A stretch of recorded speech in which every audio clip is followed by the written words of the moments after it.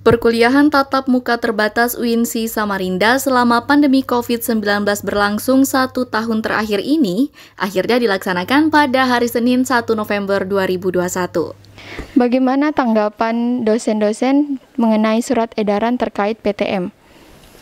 Ya, saya kira itu surat edaran Pak Direktur itu merespon tuntutan atau keinginan sebagian besar mahasiswa PTKIN yang mereka sudah merasa jenuh dengan sistem perkuliahan online selama ini. Sehingga itu anggap saja itu sebuah keberkahan bagi kita semua, karena ternyata sudah ada surat edaran, kemudian didukung oleh rekomendasi dari gugus COVID masing-masing di provinsi, akhirnya bersepakat bahwa ada klasterisasi tentang itu. Nah, alhamdulillah kita dikasih kelonggaran 25%, antara 25 sampai 50%. Dan hari ini kita bisa melaksanakan PTM yang pertama, hari pertama.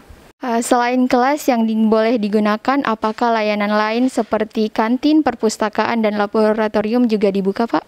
Idealnya seperti itu, jadi perpustakaan, laboratorium, termasuk kantin ya. Saya kira semua akan menyesuaikan dan mengarah kepada kondisi normal 100% dalam waktu yang tidak terlalu lama. Kita sedang mempersiapkan itu semua. Lalu apa kesan dan pesan Bapak untuk para mahasiswa yang mengikuti perkuliahan offline ini? Yang pertama tentu nilai kesyukuran harus ditingkatkan seluruh mahasiswa, karena alhamdulillah kita sudah bisa melaksanakan idealnya perkuliahan sebagaimana yang diharapkan. Nah, yang kedua tentu manfaatkanlah kesempatan ini dengan semangat belajar yang tinggi, kemudian bisa bersilaturahim dengan dosen secara langsung, dengan teman-temannya dan lain sebagainya. Yang ketiga tentu karena kita juga tidak tahu ya kondisi ini stabil atau tidak, yang jelas ikhtiar harus tetap dijaga. Bagaimana menjaga protokol kesehatan selama perkuliahan, sebisa mungkin kita sama-sama saling menjaga kesehatan itu, saya kira itu. Lingkungan kampus yang biasanya nampak sepi, kini kembali ramai dengan hadirnya mahasiswa dan para dosen untuk kembali melaksanakan kegiatan perkuliahan luring. Pertama saya ucapkan alhamdulillah. Sangat bersyukur menyambut mahasiswa yang sudah lama kami rindukan. Mereka nggak tahu apakah rindu atau tidak, tapi yang jelas mudah-mudahan saling merindukan, sehingga pertemuannya sangat semangat sekali.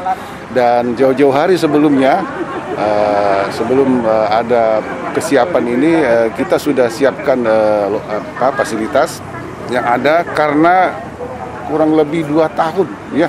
Jadi tempatnya itu perlu dibersihkan, perlu diatur kembali, bahkan lokalnya itu perlu ditulis ulang. Karena kenapa?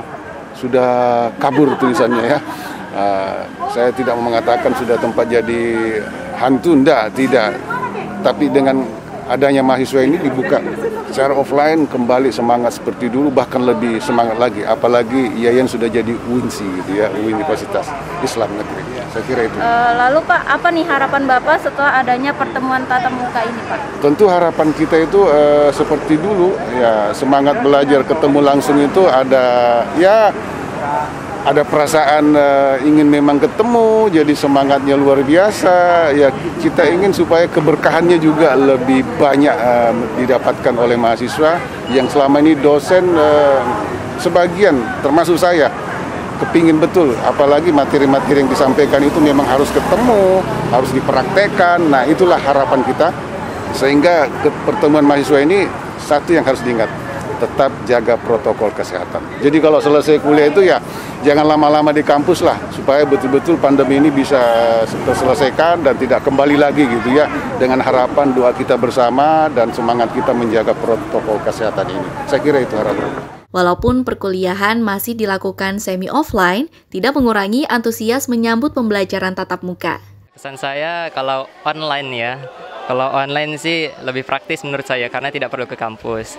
Tapi kalau offline lebih enak menurut saya karena ya bisa berinteraksi secara langsung dengan dosen dan teman-teman.